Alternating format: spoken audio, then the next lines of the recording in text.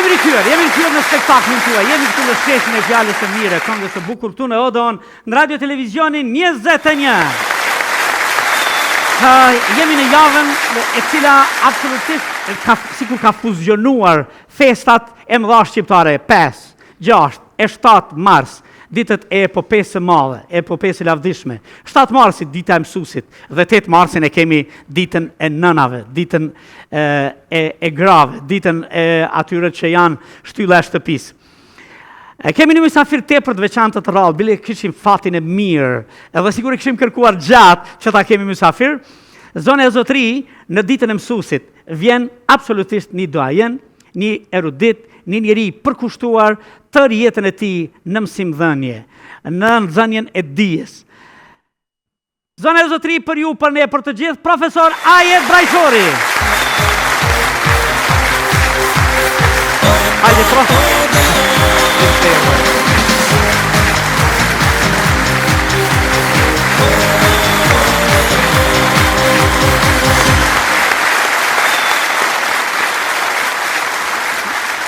Kam dëshirë sonte me të thonë, dhe pse ju jeni profesor, në realitet e kam jetë me të thonë, tonë mbrëmjen mësuesja jetë.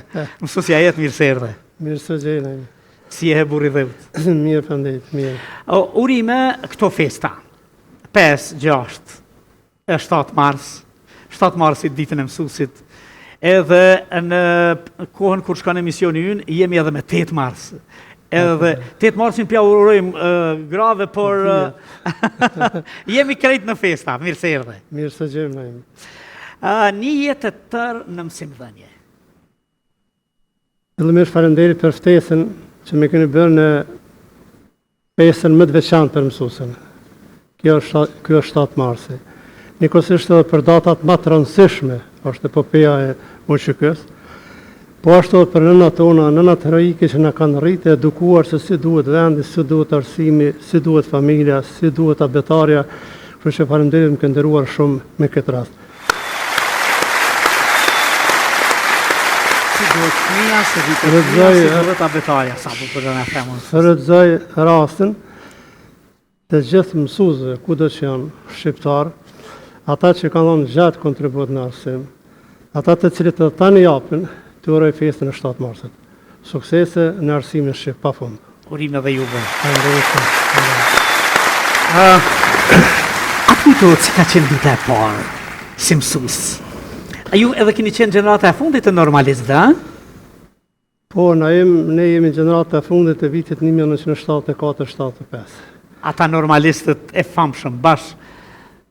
Po, shfrytëzoj rastin tash pas e lidhë me festën e 7 marsit. Ne ishëm gjenerata e fundit, tani bëjmë 50 vjetorin e mbarimit të shkollës normale, njëkohësisht edhe normalistat e fundit kemi qenë. Do ta festoni? Po shfrytëzoj rastin t'ju bëj ftesë se po para një javë kemi në shpallë kur do ta mbajmë 50 vjetorin e mbarimit të normales, ajo datë do të jetë 17 maj, në ora 10 në objektin e ish normales. Do të mundohemi të organizojmë ashtu siç kemi qenë në nxënësën e atë kohë, me improvizuar edhe klasën, edhe pedagogët nëse kanë mbetë dikush në këtë botë. Andaj të gjithë kolegët ku janë anë kanë botës, gjenerata e fundit të normalizëve i ftoj të bashkangjiten atij eventit shumë të rëndësishëm me datën 17 maj të këtij viti dhe mund 2025. Ato gjenerata të arta, baza e arsimimit didaktiko-pedagogjik shqiptar. Shumë e vërtetë. Diçka që absolutisht me i duar të rëndësishme. Tash fillove si normalist më njëherë, se jemi të pyetja atë kujtohet dita e parë. Po atëherë kishte nevojë shkolla shqipe, sidomos në trevat, si quhej kështu në viset rurale, për mësues të normales. E ne po se kemi mbaruar normalen, më njëherë dhe jemi punësuar. Ka qenë viti 1975, kur kom marrë ditarin për herë të parë, në vendlindjen time në fshatin Sharvan. A, në Sharvan, në vendlindje shkove? Në vendlindjen time. Aj, bukur kjo. Bashkë me dorë të fitove këtë. Ndoshta është vështirë me... A kishe mbaru shkollën fillore aty? Jo, unë kam pas të farthyrje normalisht, se ne ato ku kemi qenë vendlindje, shkollën e kemi kryer në Seqejo, pastaj nga Nimeti e Tërbesh në fshatin Llokar, normalen në Prishtinë, por punën e fillova pikërisht në vendlindje në Sharban në shkollën e Xhami Mustafa. Tamam po ktheheshit si pishtar. Po ktheheshim se afër dita përsëri në fshat.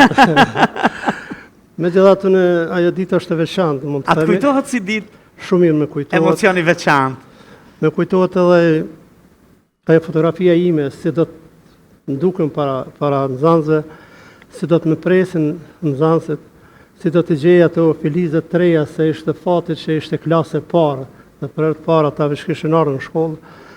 Më duket për i shoh para syve atë gjenerat, një gjenerat e mrekullueshme, tani veç janë rritë dhe i shoh në për pozita të ndryshme, dhe kjo është krenaria ime, do të thonë një ditë plot krenari, plot emocione, por mirë kujtoj shumë, sikur të ishte thuajse dje. E vazhdove shumë vite?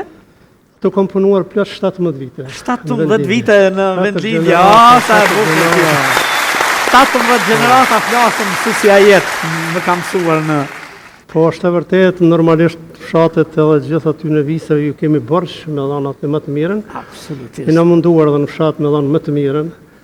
Edhe ngëzoj se të them atë autoritetin nga gjenerata, sepse sot vërtet jemi edhe kolegën e shumë fushat të përbashkëta, por gjithmonë është kënaqësia ime kur ata vetë rrëfejnë se ti ai që na ke dhënë rrugën, na ke trasuar rrugën dhe jo mundu me dhënë më të mirën të mundshme. Krijohet një përvojë, një ide, shumë punë, shumë që kërkon edhe elokuencë, gjendshmërie, të gjitha përvoja të reja, momente të reja, njeriu mëson gati çdo ditë.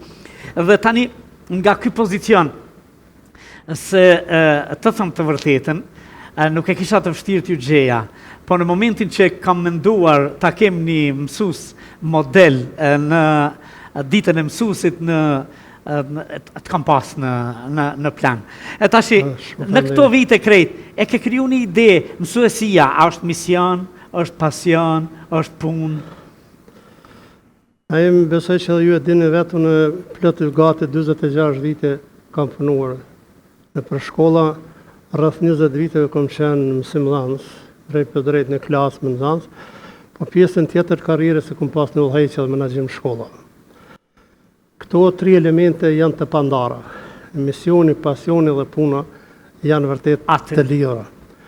Misioni është i shenjtë, gjithmonë kanë thënë se misioni mësuesit është i shenjtë dhe vërtet i shenjtë. Uroj të mbetet gjithmonë i shenjtë. Pasioni është ata që e duan me zemër dhe me shpirt profesionin e mësuesit, absolutisht nuk ju mungojnë rezultatet kur. Kjo ka treguar edhe eksperjenca përvoja ime. Dhe këto zbërthejnë në punë, që puna jep rezultate më mirë është kur ne i shohim nxënësat tonë me sukseset mëdha në çaj është ai, si më thon, ajo fabrika jonë e dijes që kemi dhënë për të tjerët, dhe tash ata shërbejnë me të. Kjo është kënaqësi dhe krenari për mua. Mësuesja jetë, dikush thot se mësimdhënia është edhe art, po të tillë e bën veç mësuesi. Në këtë moment, normalisht, nuk dua të apostrofoj mësuesit me të mirë e jo të mirë.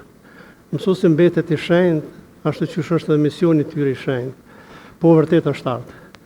Por kur bëhet art në vlera edhe profesionale, edhe njerëzore, edhe kulturore, ku gërsheton, atëherë kur mësuesi është gjithmonë i përgatitur dhe jep më të mirën të mundshme para nxënësve, për atë çka din dhe nuk kursen as kohën, as mundën, as dijen, e bën mësimin vërtet art, në mënyrën më atraktive, me metoda, me teknika, kështu që e bën ambientin jashtë për nxënësin dhe nxënësin do ta bëj çaj të duket larg nga dita në ditë të kthehet në klasë. Këtu është ajo pika më e lartë e artit kur mësuesi jep nga vetvetja dhe nxënësit e bëjnë mësuesin pjesë të jetës kudo që janë.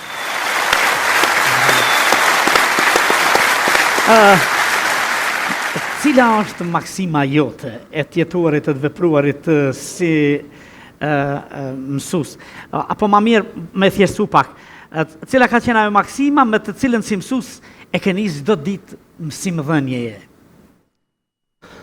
Po mësuesi detyrim e ka edhe profesional mbi gjitha edhe ligjor të jetë sa më mirë përgatitur për shkollë në punë.